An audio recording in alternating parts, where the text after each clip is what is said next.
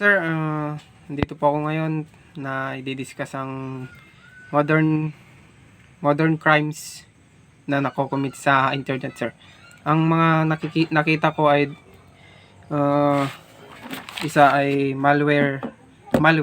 Other term of malware is malicious.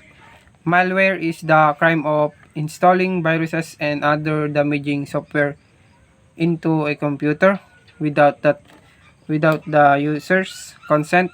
Often it is accomplished by setting up software that appears legitimate only to create serious problems for the unsuspecting users in the end. Penalties for this offense depend on the specific details but can include fines and time behind bars. Types of malware. Number one is viruses.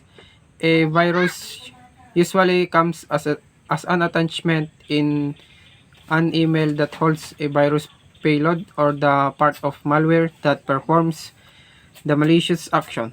Once the victim opens the file, the device is infected. Number two is ransomware.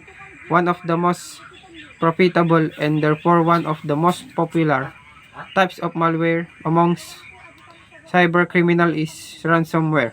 This malware installs itself onto a victim's machine, encrypts their files, and then turns around and demands a ransom, usually in Bitcoin, to return that data to the user. Scareware. Cybercriminal scare us into thinking that our computers or smartphone have become infected to convince victim to purchase a fake application. Next is worms. Worms have the ability to copy themselves from machine to machine, usually by exploiting some sort of security weakness in a software or operating system and don't require user interaction to function. Spyware. Spyware is a program installed on your computer usually without your explicit knowledge that captures and transmits personal information or internet browsing habits and details to its users. Spyware enables its users to monitor all forms of communication on the target device. Trojans. Trojans must squared as harmless application, tricking users into downloading and using them. Once up and running, they then can steal personal data, crash a device, spy on activities, or even launch an attack. Adware. Adware program push unwanted advertisement at users and typically display blinking advertisement or pop-up windows when you perform a certain action. Fileless malware. Fileless malware is a type of malicious software that uses legitimate programs to infect a computer. How do mga ito yung paano mo maiwasan ang makawan ng virus.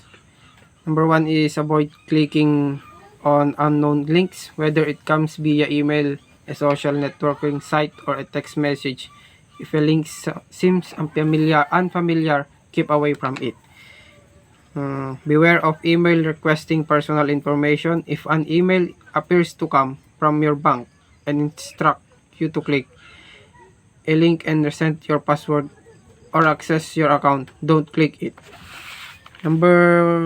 At meron pa akong nakita, sir, na isa, yung electronic harassment. Electronic harassment.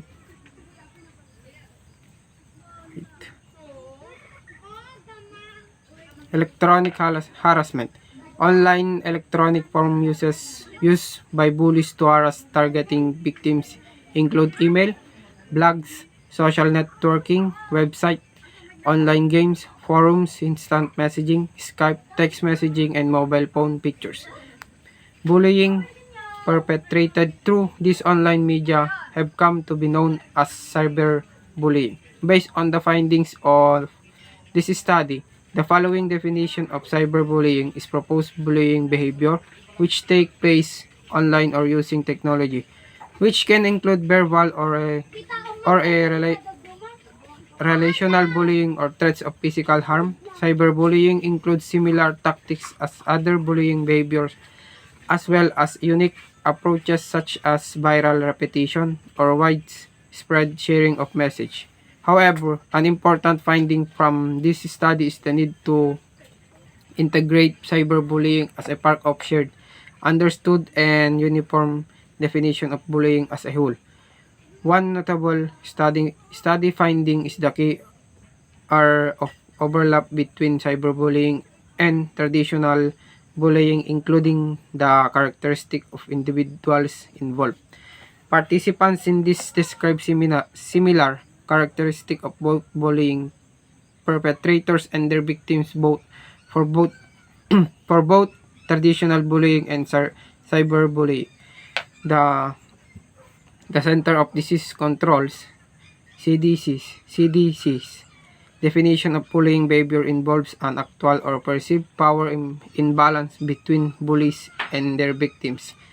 In the current study, the fluidity in roles of perpetrators and victim does not appear to represent a shift in the actual power of the individual, but could represent power derived from the tool used to commit bullying. The stakeholders involved in this study, including educators, legal experts, health professionals, and teens, perceive the significant and negative consequences result from both cyberbullying and traditional bullying.